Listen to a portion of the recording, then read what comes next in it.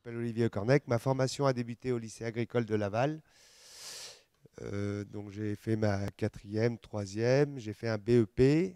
Ensuite, j'ai fait un BPREA. Et de là, je suis parti travailler chez un cavalier première catégorie de CSO en région parisienne. Et je suis resté là-bas 2 ans et demi. Et la région parisienne m'a un peu déplu. Donc après, par la suite, j'ai été embauché par une entreprise de travaux publics pour tirer des péniches avec des chevaux de trait. J'ai appris la traction animale, l'attelage, et la région ne me plaisait pas. Pourtant, bon, j'y suis resté 4 ans. Et je suis revenu en Bretagne, où j'ai passé 6 ans dans les travaux publics en attendant de pouvoir avoir l'opportunité d'ouvrir ma structure et de retravailler dans les chevaux, mais à mon compte. Parce que dans les chevaux, ce qu'il faut savoir, c'est que chez un patron, c'est beaucoup d'heures passées, on consacre beaucoup de temps aux chevaux, mais on ne consacre pas beaucoup de temps pour soi-même, quoi. Et le salaire est très bas. Donc, pour ma part, j'ai préféré faire beaucoup d'heures, mais pour mon compte. Et j'ai eu l'opportunité d'ouvrir ma structure au Haras national de Lamballe. Et donc aujourd'hui, je suis à mon compte et ma spécialité, donc, c'est le débourrage et la manipulation de poulains. Et ma discipline phare, c'est le dressage. Donc je n'ai pas que des chevaux de dressage, d'ailleurs, parce que c'est pas une discipline en vogue en Bretagne. Malheureusement, j'ai beaucoup de chevaux de CSO qui passent par chez moi donc au débourrage. Je les ai 2 mois sur le plat. Et ensuite, ils s'en vont chez des cavaliers de CSO professionnels pour suivre leur cursus de chevaux de CSO, quoi. Le débourrage, c'est très simple. C'est une définition, c'est faire accepter au cheval l'homme autour de lui et sur lui. Après, il y a l'ancienne méthode qui était, qui est encore pratiquée chez certaines personnes. Donc, on met une personne au milieu, on fait tourner le cheval autour de lui.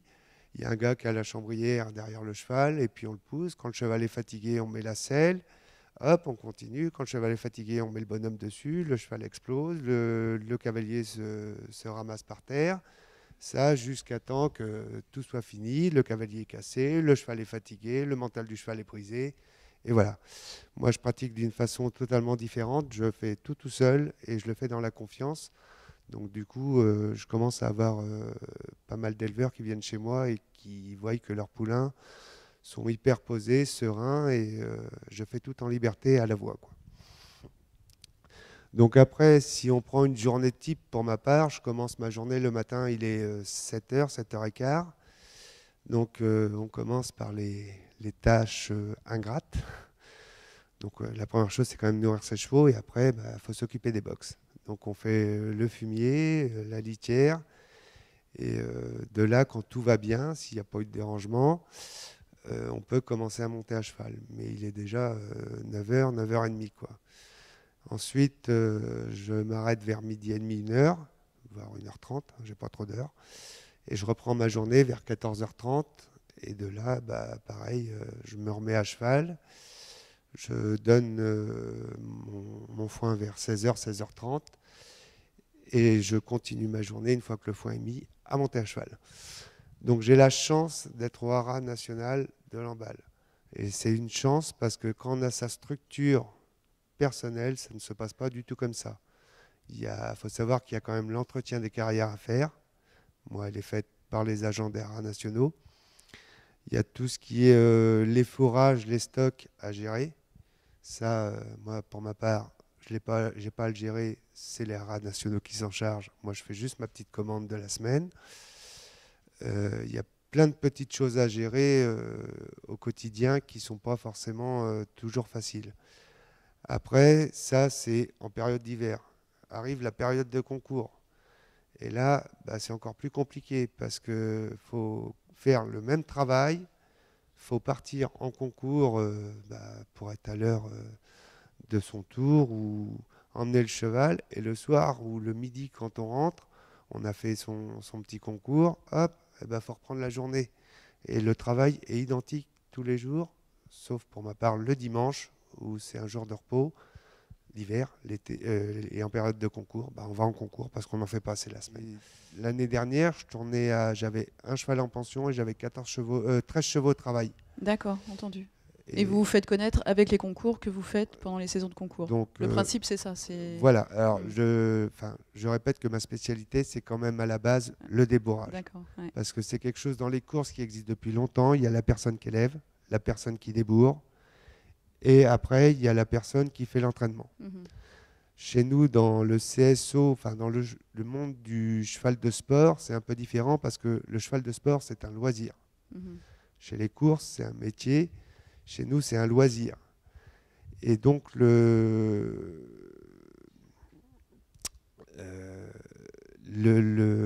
comment dirais-je, c'est pas encore rentré réellement en place. Les professionnels ont un peu de mal à mettre leurs chevaux chez quelqu'un d'autre.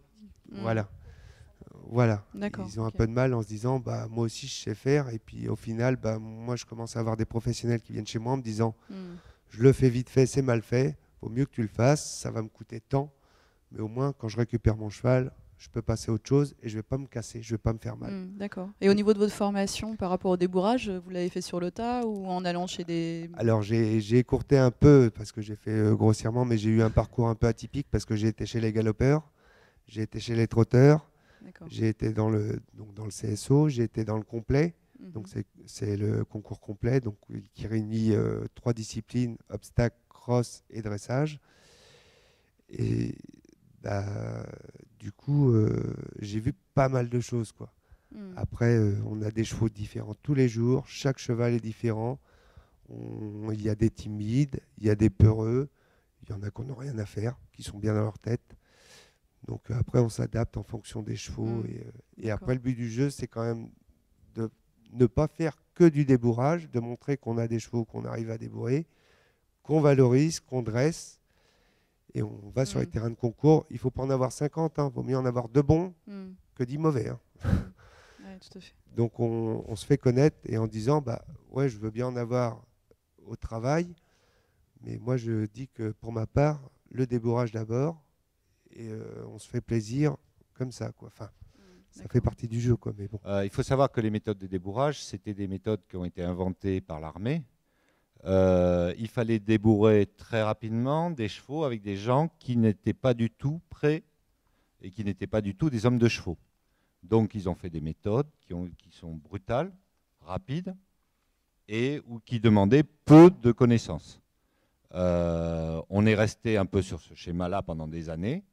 Et on a su évoluer. Donc il y a des courants, il y a beaucoup de choses dans tout ce qui se modernise, il y a des courants différents, il y a des gens qui ont des accès différents, des visions différentes.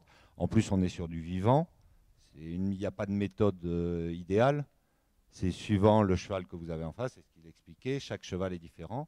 Et donc il faut avoir une méthode, je dirais, entre guillemets, ce qu'on nous on appelle d'homme de chevaux, c'est-à-dire une méthode où on a une connaissance des réactions du cheval et on fait en fonction de ces réactions-là et on les fait accepter un certain nombre de choses. Mais il n'y a pas d'équitation qui va, je dirais, toute équitation a ses particularités, mais c'est les particularités culturelles, des particularités d'utilisation du cheval. L'équitation western, c'est comme les équitations dites de travail. Justement, c'est ceux qui ont besoin le plus d'avoir un cheval disponible. Donc c'est ceux qui vont avoir le cheval le plus, je dirais, le plus calme possible. Par contre, ce n'est pas un cheval qu'on va amener en compétition à très haut niveau. On a besoin d'un cheval qui est disponible. Non, mais je ne parle pas des... la compétition de western, c'est un peu particulier. Mais on a... Justement, aujourd'hui, en ayant une formation d'équitation western, est-ce qu'on peut accéder à des métiers de toute façon, c'est les mêmes. Après, il y a une adaptation à avoir, je dirais, par rapport à la façon de monter en équitation, je dirais, plus classique de saut d'obstacle. Justement, c'est là où je me heurte, moi. Hein? C'est là où je me heurte parce que Moi, je suis issue de l'équitation western et Oui. aujourd'hui, pour accéder à un métier l'équitation en ben, France, c'est vrai qu'il y a des chapelles. Ça, je suis désolé. faut passer ça par du existe, français, quoi, du classique. mais il faut passer effectivement par du CSO. Mais ne serait-ce que déjà, on a l'exemple de gens qui ont essayé de monter des structures western. Ils font aussi du saut d'obstacle parce que c'est à la mode et que les clients demandent ça. Il y a des clients qui sont adeptes du western, mais ils sont encore peu nombreux. Ça devient à la mode, hein, de plus en plus. Mais ça reste quand même des niches. Et voilà, donc il faut savoir s'adapter. C'est pour ça que je dis il faut savoir monter dans toutes les disciplines quand on veut être dans ce métier-là. Et les disciplines sont proches. Parce que la même chose, c'est à partir du moment où on sait utiliser un cheval, on peut aller dans toutes les disciplines. Je ne parle pas de faire de la très haute compétition, mais au moins aller dans toutes les disciplines. Et il faut se montrer dans toutes les disciplines. Il vous a dit, hein, c'est avant tout un cavalier de dressage, mais il fait du saut d'obstacle parce qu'il est obligé d'en faire. Ce qui me plaît dans le débourrage, c'est assez simple. C'est de partir de zéro et en quelques jours, arriver à un résultat qui est assez impressionnant. C'est-à-dire qu'on parle du cheval sauvage. Là, j'ai encore livré un poulain aujourd'hui. Le cheval est sauvage. 3 semaines après, le cheval est dans une carrière aux 3 allures, calme, en avant, droit et en place. Et ça, quand on fait de l'équitation, on sait ce que ça vaut, quoi. C'est pas le simple débourrage où voilà, le cheval il tourne, on fait des grands trucs, des grands gestes. Ça, c'est le départ. Et après, le but du jeu, justement, c'est d'arriver en peu de temps à presque monter le poulain comme un vieux cheval, quoi. Et c'est ce que je vais vous dire, c'est presque jouissif parce que c'est vraiment, enfin, moi, ça me donne des frissons. On part de rien et en quelques jours, on arrive à un truc qui est extraordinaire, quoi. Parce qu'on est en confiance, il y a une relation qui se crée avec le cheval. C'est une osmose, il y a quelque chose. On crée une complicité et ça nous fait avancer. Et moi, ça s'appelle, si on était dans le TP, ce serait du gros œuvre, quoi. J'aime le gros œuvre au départ, quoi. Après, il faut affiner les choses. Là, ça prend beaucoup plus de temps. Mais c'est vraiment génial, quoi. C'est de rentrer en osmose avec son cheval dans la complicité. Il faut savoir qu'un cheval, l'idéal, c'est de le débourrer vers 3 ans et demi, 4 ans. L'idéal. Parce que le cheval finit sa croissance à 6 ans. Et si on le prend trop tôt, moi, c'est mon expérience qui me le montre, hein, si j'ai un poulain à 2 ans, sa réceptivité au travail ne sera pas la même qu'à 3 ans et demi. Il sera plus mature. C'est comme un enfant, hein. On ne peut pas le dire à un gamin de 4 ans les mêmes choses qu'à un gamin de 8 ans, hein. Il ne comprendra pas de la même façon, quoi. Donc si on attend un peu plus, bah, voilà, quoi, le cheval le comprend mieux.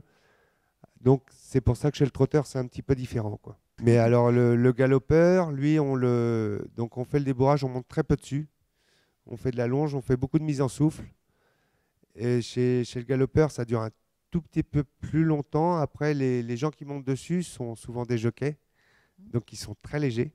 Moi, je fais quand même 90 kilos. C'est déjà un beau bébé. Un jockey, ça fait 50 kilos, 55 kilos, quoi. Donc on met quand même j'ai pas beaucoup de galopeurs. J'en ai eu un ou deux, mais on met des poils légers dessus quand même.